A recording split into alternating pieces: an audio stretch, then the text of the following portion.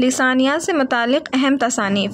उर्दू ज़बान के आगाज़ और इर्तिक़ा के हवाले से जो मुसन्निफ़ीन ने किताबें लिखी हैं जिसमें उन्होंने अपने नज़रियात पेश किए हैं उन किताबों के यहाँ पे नाम है मां मुसन्निफ़। पहली किताब है कि दक्कन में उर्दू। ये किसकी किताब है? तो नसीरुद्दीन हाशमी की। पंजाब में उर्दू के मुसन्निफ़ है महमूद शिरानी।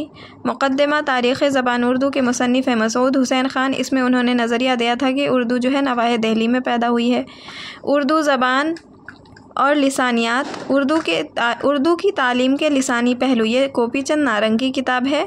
उर्दू की कहानी, ये एहतशाम हुसैन की किताब है। हिंदुस्तानी लिसानियात का खाका, ये सैयद एहतशाम हुसैन की किताब है। उर्दू ज़बान की तारीख़, उर्दू की लिसानी तश्कील, लिसानी तनाज़ुर, ये तीनों किताबें मिर्ज़ा ख़लील अहमद बैग की हैं।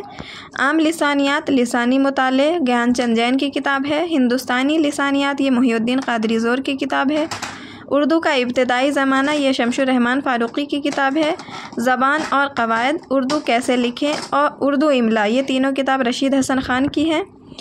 दास्तान ज़बान उर्दू शौकत सब्ज़वारी की है। उर्दू की लिसानी तश्कील खुर्शीद अहमद सिद्दीक़ी